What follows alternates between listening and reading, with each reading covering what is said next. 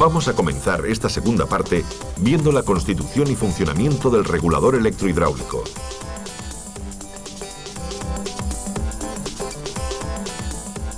El regulador electrohidráulico dispone en su interior de un conducto de entrada de gasolina procedente del regulador de presión del sistema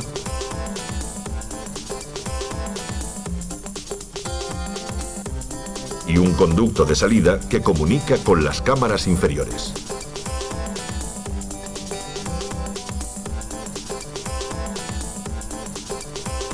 En el conducto de entrada se encuentra el surtidor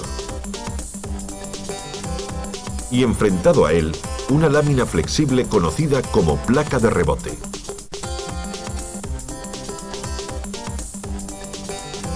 En ambas caras de la placa se encuentran las masas polares, una bobina y un imán cuyo campo magnético atraviesa permanentemente las masas polares. En un extremo de la placa va situado el tornillo para el ajuste básico en fábrica y el muelle de recuperación que junto con los soportes flexibles mantendrán a la placa en posición de reposo.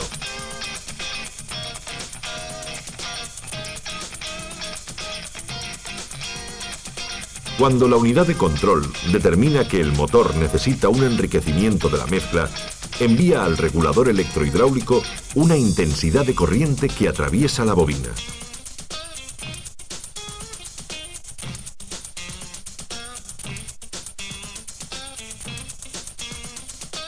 El paso de corriente por las espiras del bobinado provoca en las masas polares la aparición de un campo magnético que, sumado al del imán permanente, tendrá su máximo poder de atracción en los extremos A y D, acercando la placa de rebote al surtidor. Con este desplazamiento se disminuye el caudal de entrada de gasolina y la presión en las cámaras inferiores, consiguiendo de esta forma el enriquecimiento de la mezcla.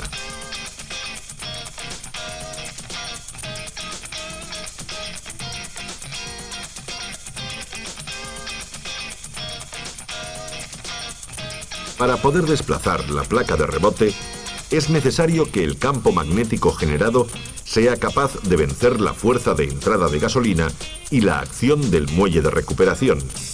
Por lo tanto, cuanta más intensidad de corriente envíe la unidad de control al regulador, mayor será la aproximación de la placa al surtidor y mayor será el enriquecimiento de la mezcla.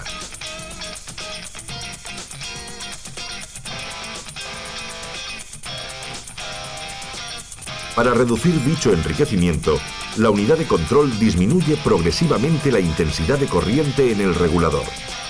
De esta forma, el campo magnético de las masas polares y su poder de atracción sobre la placa de rebote cada vez será menor. La acción del muelle de recuperación y la fuerza de la gasolina irán alejando la placa del surtidor.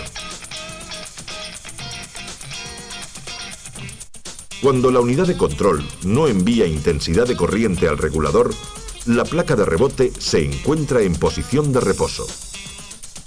La distancia que existe entre el surtidor y la placa en ese instante ha sido debidamente calculada para que el motor funcione con una proporción de aire y gasolina de lambda igual a 1.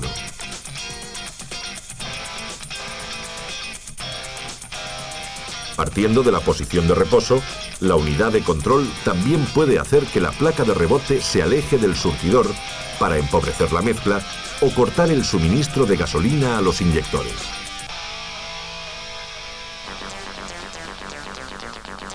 Para que la placa de rebote se pueda alejar del surtidor, la unidad de control invierte el sentido del paso de corriente a través de la bobina del regulador electrohidráulico. Si para aproximar la placa el positivo era la conexión 1 y el negativo la conexión 2, para alejarla, ahora la conexión 2 será el positivo y la conexión 1 el negativo. Al invertir el sentido de paso de corriente por la bobina, también se invierte el sentido del campo magnético generado en las masas polares.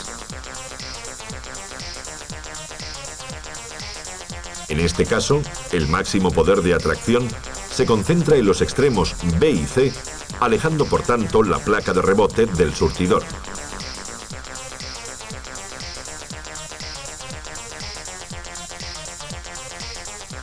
El mayor caudal de entrada de gasolina por el surtidor hace que aumente la presión en las cámaras inferiores, empobreciendo de esta forma la mezcla de aire y gasolina.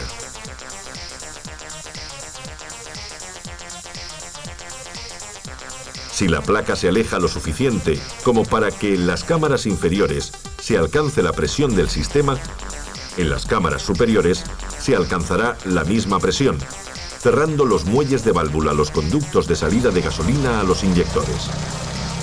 Esta es la función de corte de inyección y será utilizada por la unidad de control durante las deceleraciones y como protección del motor de un exceso de revoluciones.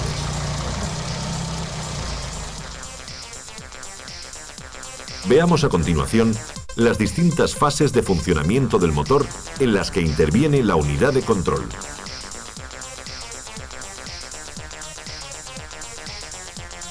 Mando del inyector de arranque en frío.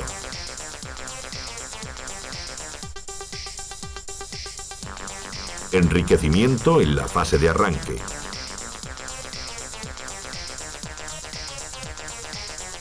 Enriquecimiento en la fase de postarranque. Enriquecimiento en la fase de calentamiento.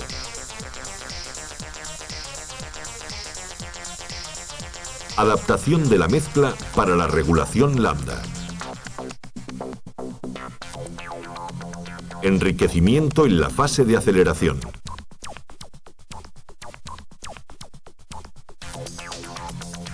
Enriquecimiento en la fase de plena carga. Corte de inyección en deceleración.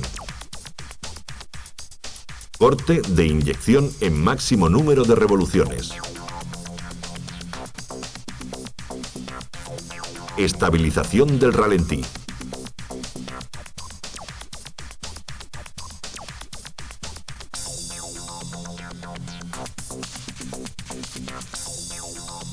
Empezaremos por el sistema de arranque en frío, formado por la unidad de control, el inyector de arranque en frío y la sonda de temperatura.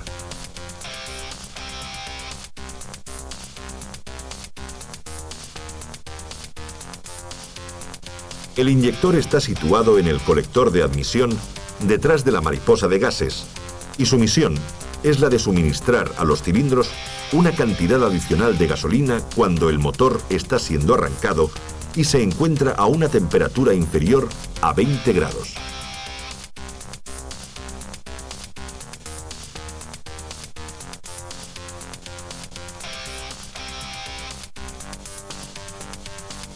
En el inyector podemos observar el conducto por donde llega la gasolina procedente del distribuidor dosificador y la conexión eléctrica de 2 vías. Una de ellas es el positivo de alimentación a través de contacto y la otra, el cierre de circuito a masa a través de la propia unidad de control, que será quien determine su funcionamiento. El inyector está formado por una bobina por cuyo interior se desplaza el inducido magnético. En uno de sus extremos va montada la válvula de cierre y en el otro el muelle de retorno. En el conducto de salida se encuentra un deflector de turbulencia para que la gasolina salga pulverizada al colector de admisión.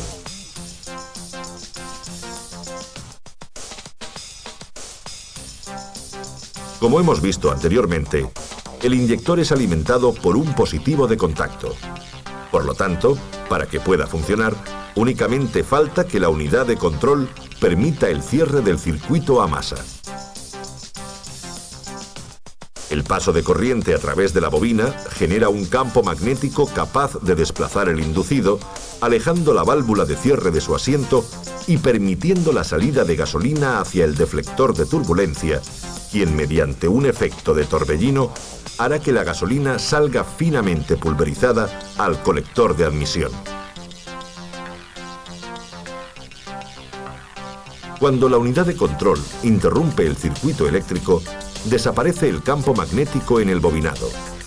El muelle de recuperación empuja al inducido hacia su posición de reposo, cerrando el conducto de salida de gasolina.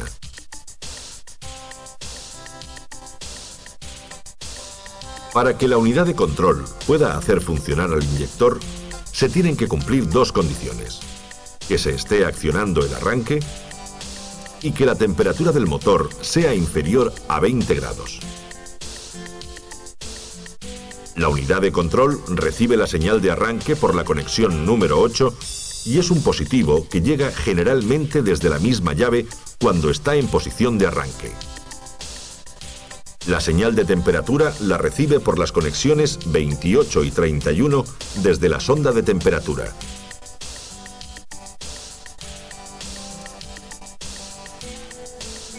Para evitar que el motor se ahogue cuando le cuesta arrancar, la unidad de control regulará el máximo tiempo de funcionamiento del inyector, dependiendo de la temperatura y del tiempo que se esté accionando el arranque. Por ejemplo, si la temperatura del motor es de 10 grados y accionamos el arranque constantemente, el inyector dejará de funcionar a los 5 segundos. En las mismas condiciones, pero con una temperatura de motor de 20 grados, el tiempo de funcionamiento del inyector será de 2 segundos. Cuando la temperatura es superior a 20 grados, el inyector no es excitado.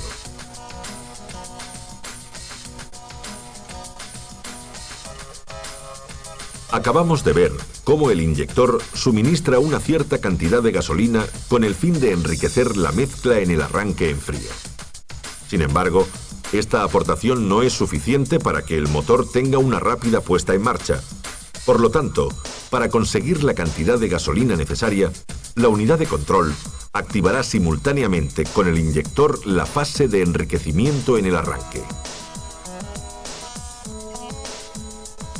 Cuando la unidad de control, a través de la señal 8, reconoce que se está accionando el arranque, envía una intensidad de corriente al regulador electrohidráulico para aproximar la placa de rebote al surtidor. El valor de la intensidad de corriente y, por lo tanto, el factor de enriquecimiento no siempre será el mismo, ya que este depende de la temperatura.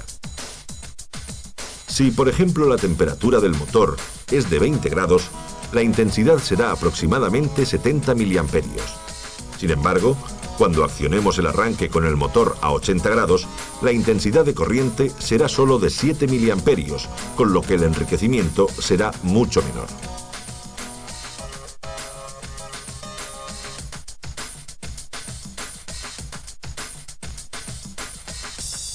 Después del arranque, se activa la fase de enriquecimiento en el postarranque.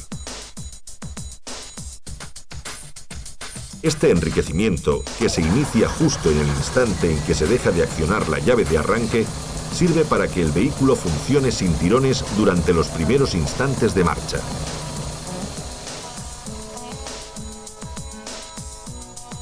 Cuando la unidad de control deja de recibir señal de arranque por la conexión número 8, continúa enviando al regulador electrohidráulico una intensidad de corriente para acercar la placa de rebote al surtidor.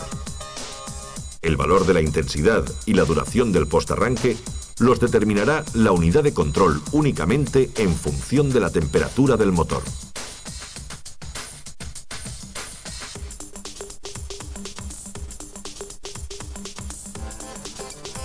Si el motor está caliente, la intensidad de corriente será aproximadamente de 8 miliamperios durante un tiempo inferior a un segundo. Sin embargo, si el motor está frío, por ejemplo a 20 grados, la intensidad de corriente se mantendrá aproximadamente a 25 miliamperios durante 8 segundos. Transcurrido este tiempo, la unidad de control hará descender la intensidad hasta aproximadamente 10 miliamperios, momento en el cual empezará el enriquecimiento en la fase de calentamiento. Al estar el motor en marcha y aumentar la temperatura progresivamente, el enriquecimiento cada vez debe ser menor. Por lo tanto, la intensidad de corriente irá descendiendo hasta prácticamente desaparecer en el momento en que la sonda de temperatura informe a la unidad de control de que el motor se encuentra a 40 grados. A partir de este instante, la unidad de control inicia una nueva fase de adaptación de la mezcla durante el funcionamiento del motor en marcha normal. Esta adaptación dependerá fundamentalmente de la información que reciba a través de la sonda lambda, enviando al regulador electrohidráulico una intensidad de corriente que irá variando constantemente de 5 a menos 5 miliamperios para que la placa de rebote se aproxime y se aleje del surtidor.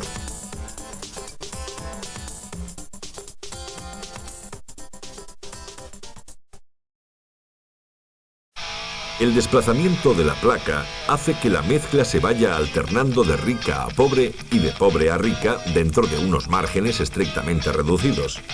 De esta forma, el catalizador puede cumplir perfectamente su función: convertir los gases contaminantes en gases no contaminantes.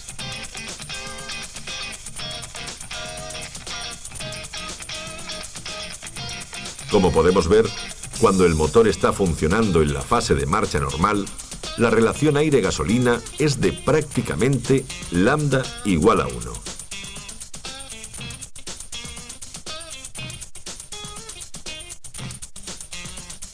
Sin embargo, si abrimos rápidamente la mariposa, la unidad de control enriquecerá momentáneamente la mezcla para que el motor pueda aumentar sus prestaciones.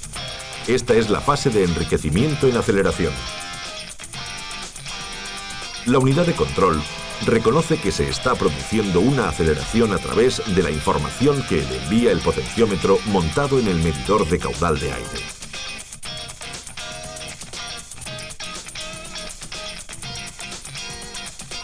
Este potenciómetro es alimentado por la unidad de control con una tensión de 5 voltios a través de las conexiones 24 y 25. La información es recibida por la vía 23 desde el cursor montado en la palanca del plato sonda con una variación de tensión de 0 a 5 voltios proporcional al desplazamiento del plato sonda. Cuando la unidad de control reconoce que se está produciendo la aceleración, aumenta durante unos 2 segundos la intensidad de corriente en el regulador.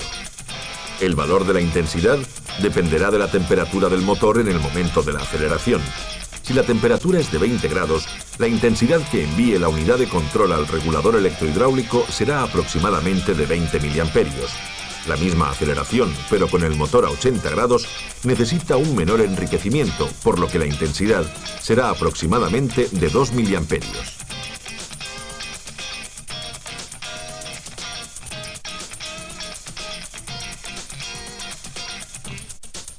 Cuando la mariposa se abre completamente, también es necesario que se produzca un cierto enriquecimiento de la mezcla para poder conseguir la máxima potencia del motor. Es el enriquecimiento a plena carga. Para que la unidad de control pueda reconocer que el motor está funcionando a plena carga, necesita recibir la información de mariposa completamente abierta. Esta información le llega a través de un interruptor doble montado en el eje de mariposa.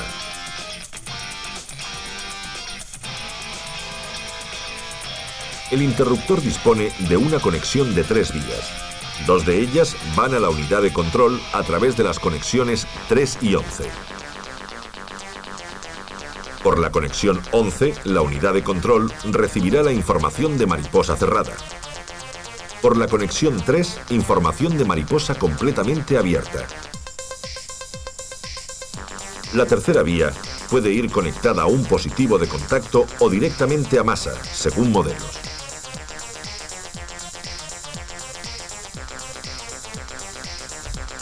Cuando el motor está en marcha, si la mariposa se encuentra cerrada o parcialmente abierta, el interruptor de plena carga está abierto.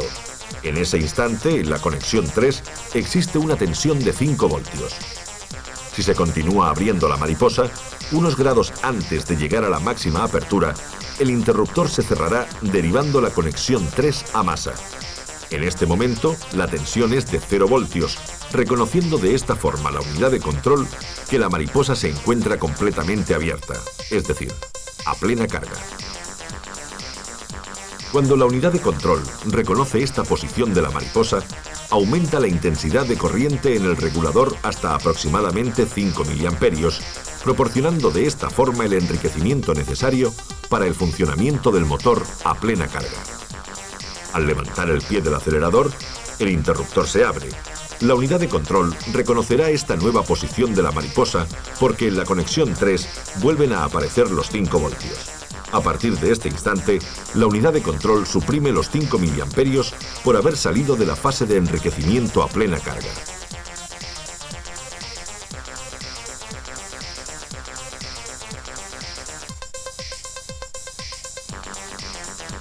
Otra de las funciones que tiene la unidad de control es la de cortar el suministro de gasolina a los inyectores cuando el motor está funcionando en deceleración o cuando sobrepasa un máximo número de revoluciones. La fase de corte de inyección en deceleración se utiliza para reducir la emisión de gases contaminantes y el consumo de combustible cuando el motor está decelerando. Con el corte de inyección en máximo régimen se protege el motor de un exceso de revoluciones.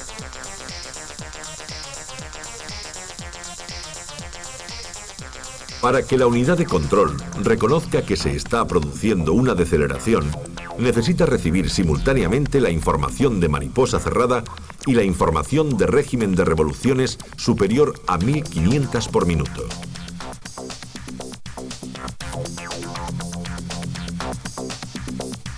La información de mariposa cerrada la recibe por la conexión 11 procedente del interruptor de mariposa.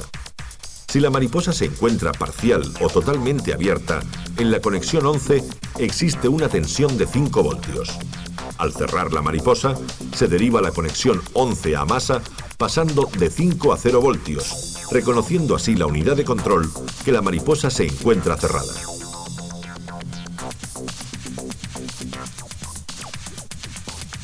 A partir de ese instante, si por las conexiones 4 y 5 la señal corresponde a un régimen superior a 1500 revoluciones por minuto, la unidad de control invertirá el sentido de paso de corriente por el regulador electrohidráulico, aumentándola hasta menos 55 miliamperios y alejando la placa de rebote del surtidor, consiguiendo de esta forma el corte de inyección en deceleración.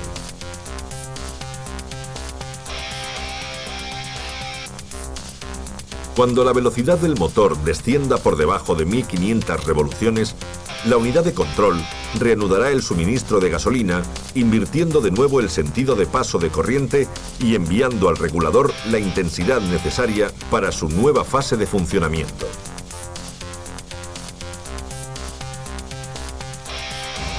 Cuando el motor gira a una elevada velocidad, es necesario limitar el número de revoluciones para evitar un desgaste prematuro o su rotura.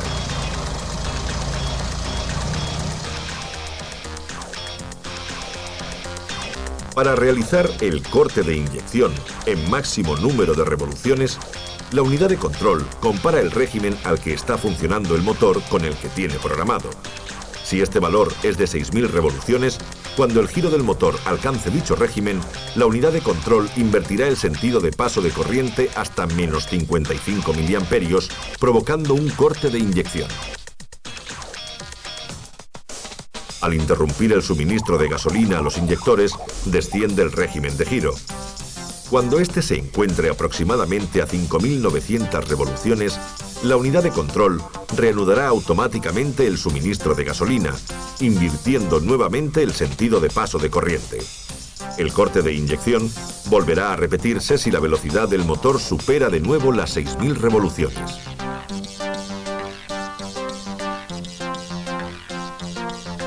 Otra de las funciones de la unidad de control es la de regular el régimen de revoluciones al ralentí para evitar las oscilaciones producidas cuando el motor está frío o cuando se le somete a una carga adicional, como puede ser la conexión del aire acondicionado.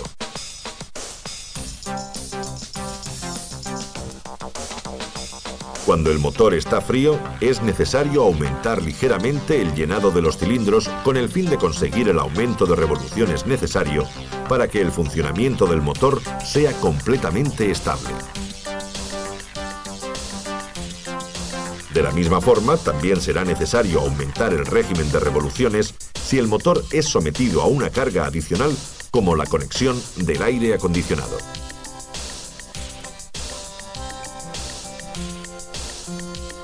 El estabilizador de ralentí, mandado por la unidad de control, será el encargado de aumentar el llenado de los cilindros y, como consecuencia de ello, de elevar el régimen de revoluciones. En el interior del estabilizador se encuentra el inducido y enfrentado a él, dos imanes permanentes. En un extremo del eje va montada la válvula corredera, que regula el conducto de paso de aire y cuyo giro está limitado a 60 grados.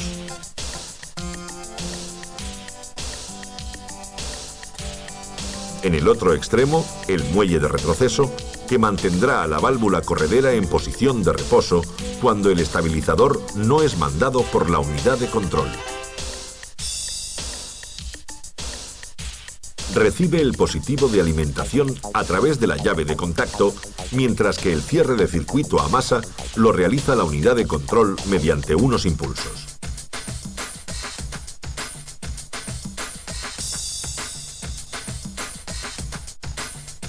Cuando la corriente eléctrica atraviesa el bobinado del inducido, genera un campo magnético que le hace girar, venciendo la fuerza del muelle de retroceso.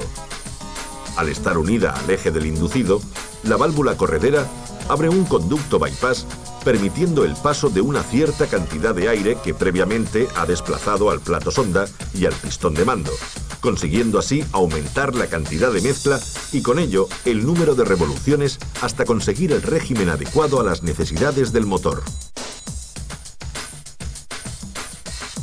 Para poder calcular la duración de los impulsos, la unidad de control necesita recibir información de mariposa cerrada, información de temperatura del motor, información del régimen de revoluciones y, en el caso de que lo monte, información de la conexión del aire acondicionado.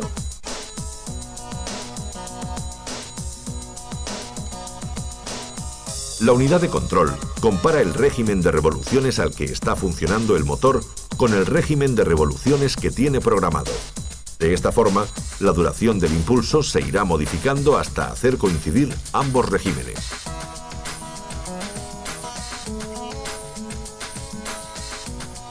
Cuando la unidad de control, a través de la sonda de temperatura, reconoce que el motor está frío, alargará la duración del impulso para conseguir una mayor apertura de la válvula corredera y aumentar ligeramente el régimen de revoluciones. Para una mejor comprensión, en estas imágenes hemos sustituido el muelle en espiral por uno convencional. A medida que el motor va aumentando su temperatura, la unidad de control irá acortando la duración del impulso, siendo el muelle de retroceso el que desplace a la válvula corredera hacia su posición inicial, reduciendo progresivamente la sección de paso de aire y el régimen de revoluciones. De la misma forma, cuando la unidad de control, a través de la conexión número 10, reconoce la puesta en marcha del aire acondicionado, también alargará la duración del impulso con el fin de compensar la caída de revoluciones producida por el funcionamiento del compresor.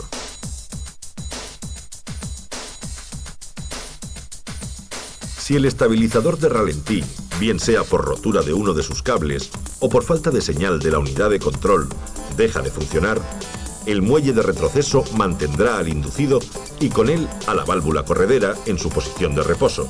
Esto permitirá una sección de paso de aire de emergencia para que el motor pueda mantenerse funcionando al ralentí.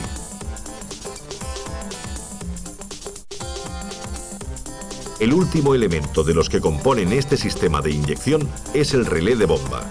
Como su propio nombre indica, es el encargado de alimentar eléctricamente a la bomba de gasolina y en algunos vehículos también a la resistencia calefactora de la sonda lambda.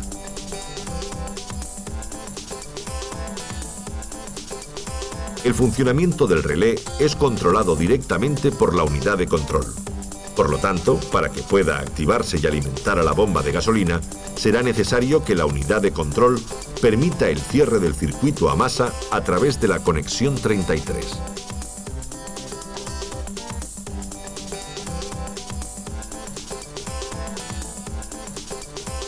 Para que esto pueda ocurrir, es condición indispensable que la unidad de control reciba previamente la información de revoluciones del motor a través de las conexiones 4 y 5.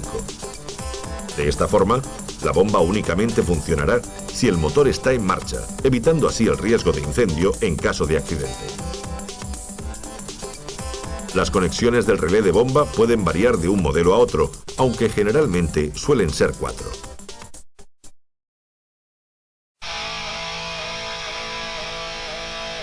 El borne 86 es un positivo que alimentará a la bobina del relé en el momento que accionemos el contacto. El borne 85 es el negativo de la bobina que cerrará circuito a masa a través de la conexión 33 de la unidad de control únicamente cuando ésta reciba información de revoluciones. El borne 30 es el positivo que viene directo de batería para alimentar a la bomba por el borne 87 cuando el relé está en funcionamiento. Como hemos podido observar durante el desarrollo de este vídeo, el sistema de inyección mixto es muy preciso y extremadamente fiable. Para que estas características puedan mantenerse durante toda la vida del vehículo, es imprescindible que además de conocer su funcionamiento, sepamos diagnosticar y reparar cualquier indicio de avería que en él aparezca, motivo por el cual deberemos prestar especial atención al siguiente vídeo que dedicamos a la diagnosis y reparación de las averías aparecidas en cualquiera de sus circuitos, tanto mecánicos como hidráulico o eléctrico, resultando por tanto el complemento ideal a los conocimientos que acaba de adquirir.